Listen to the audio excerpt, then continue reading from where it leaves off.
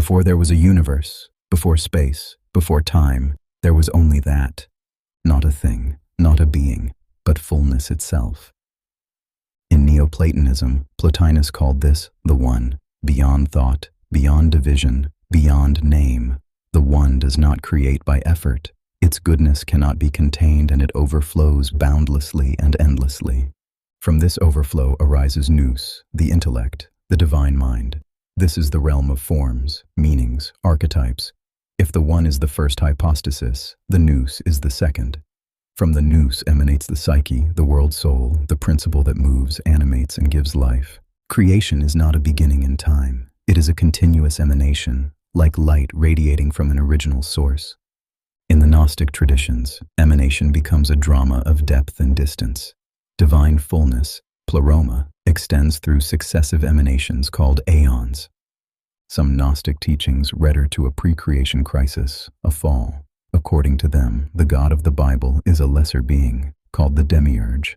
The Demiurge and its archons created the universe as a prison, but those souls that can acquire transcendent knowledge, called gnosis, return to the pleroma. In Kashmir Shaivism, the first movement of consciousness is not a fall, but a play. This is Spanda, the divine pulsation, the vibration that causes Shiva to look into his own mirror and see Shakti, his female polarity, bringing the cosmos into form. Absolute consciousness, Shiva, contracts himself freely, becoming worlds, minds, bodies, sensations. The universe is consciousness, choosing to experience limitation. In contrast to the Advaita Vedanta school with its Mayavada, Kashmir Shaivism does not consider this universe to be unreal. Rather, it is the transformation of the Supreme Shiva through Shakti, his power of self-manifestation. Every level is still divine, just more veiled. Similar to the Gnostics, the goal is to realize one's original nature, but not as simply a spark of the pleroma returning home, but as the self of the universe existing in it. The Kabbalah maps this descent as the tree of life, from the infinite Ein Sof, through wisdom, understanding, beauty, down into the kingdom of matter. Each sphere is not a place, but a mode of being. These are the 10 Sephirot, primordial archetypes, the manifest or visible face of the unknown Godhead. In the 16th century, the Lurianic Kabbalists added extra details like Tzimtzum, the divine contraction, a withdrawal that creates space for otherness. Not because the infinite is lacking, but because there has to be space for creation. The first emanation emerges, Keter, the crown, the first stirring of divine will. As the light descends and the Sephirot become more limited, it gets to the stage where they are unable to contain the light. In the Kabbalah, this is the Shevirat HaKelim, the breaking of the vessels. The resulting shards of light and vessel sink down and fill the corners of space. The parallel with Gnosticism, the need to free the sparks trapped in matter, is obvious.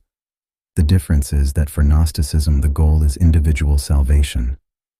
For Lurianic Kabbalah, it is collective salvation, known as Tikkun Olam, the repair of the world. Late 19th century occultism, such as the Hermetic Order of the Golden Dawn, was hugely influenced by Kabbalah. Not so much the dramatic cosmological elements, but more the idea of using Sephirot and paths to explore consciousness through ritual and visualization. In the early 20th century, Sri Aurobindo reframed emanation as involution and evolution. Spirit descends into matter, veiling itself layer by layer, becoming denser until consciousness seems to disappear entirely. Then, slowly it awakens from within. Evolution as spirit remembering itself, climbing back toward its source, through life and mind, now enriched by experience, by individuality, by the growth of the soul and the journey through successive lifetimes. The path is not escape, but reascent through awareness. And not just reascent, but transmutation of this world to make matter itself divine. This is a lot like the Lurianic Tikkun Olam. It's also like Teilhard de Chardin's Omega Point, the collective divine state to which planetary evolution is moving. Sri Aurobindo called this supramentalization. The supermind descends to transform the earth, to make the material world transparent to the divine. Emanation is not a story that happened once, long ago. It is happening now, in every moment, in every breath, in every act of consciousness.